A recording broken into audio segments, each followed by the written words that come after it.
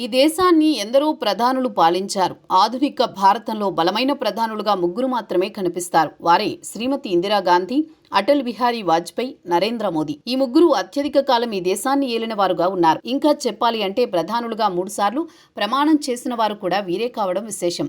వీరికి మరో సారూప్యత సైతం ఉంది. అదే భారత్ పాక్ల మధ్య యుద్ధం. ఈ ముగ్గురు సమయంలో 3 సార్లు పాక్ యుద్ధానికి వచ్చింది. ఇందులో అతిపెద్ద యుద్ధంగా 1971లో జరిగిన దానిని చెప్పుకోవాలి. ఆనాడు పాకిస్తాన్ చెవులు మూసి బంగ్లాదేశ్ అన్న కొత్త దేశాన్ని సృష్టించి ఇందిరా పాక్ రెక్కలు విరిచేశారు. అలా ఆమె అపర దుర్గామాతగా ప్రపంచంలోని ఎనలేని ఇమేజ్ ని సొంతం చేసుకున్నారు. ఆ తర్వాత 1999లో కార్గిల్ వార్ వచ్చింది. అప్పుడు బీజేపీ వరిష్ఠ నేత అటల్ బిహారీ వాజ్పేయి ఆయన కూడా పాక్ పీచమనిచారు. దాయాదితో వచ్చిన యుద్ధంలో గెలుపు రుచి దేశానికి చూపించి హీరో ఇమేజ్ ని సాధించారు. సరిగ్గా 25 ఏళ్ల తర్వాత భారత్ ఇండియా మధ్య మరో పరిమిత యుద్ధం వచ్చింది. అది కాస్త పెద్ద యుద్ధంగా మారే ఛాన్స్ ఉంది. అయినా ప్రస్తుతం ప్రధానిగా ఉన్న మోదీ సమయస్ఫూర్తితో కాల్పుల విరమణ ప్రకటించి యుద్ధాన్ని నివారించారు.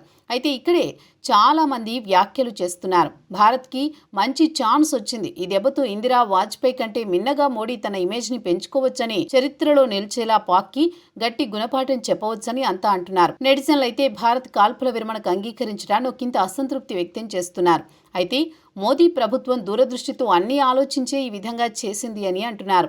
యుద్ధం భారత్ లక్ష్యం కాదని, ఉగ్ర శిబిరాలని అంతం చేయడమే ఉద్దేశమని చెబుతున్నారు. అందువల్ల భారత్ ఎక్కడ ఆరంభించిందో అక్కడే ముగించింది అని చెబుతున్నారు. కానీ భారత్కి బంగారం లాంటి అవకాశమని, పాక్ మళ్లీ లేకుండా దెబ్బతీసే ఛాన్స్ ని మోదీ మిస్ చేసుకున్నారని, ఆ విధంగా ఆయన ఇందిరా వాజ్పేయిల సరసన ఉండాల్సింది జస్ట్ చాలా దూరమైంది అని అంటున్నారు. అయితే నరేంద్ర మోదీ ప్రభుత్వం ఈ రోజున కాల్పుల విరమణకు అంగీకరించి ఉండొచ్చేమో, కానీ ఏదో రోజు పాక్కి చరిత్రలో నిలిచిపోయే గుణపాఠం చెప్పి తీరుతుందని ఆయన జాతిని ఉద్దేశించి చేసిన స్పీచ్లో లోకానికి అర్థమైందని అంటున్నారు.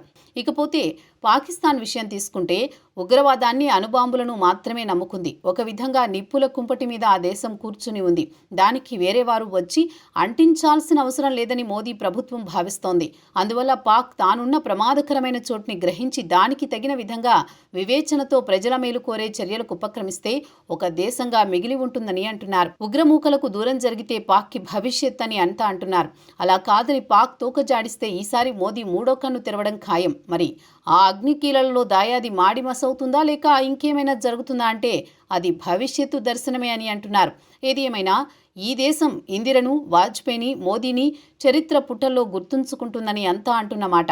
ఇక పాక్ మోదీ సర్కారుతో ఎప్పుడైనా పెట్టుకుంటే ఆ రోజుతోనే మూడినట్లే అని అంటున్నారు.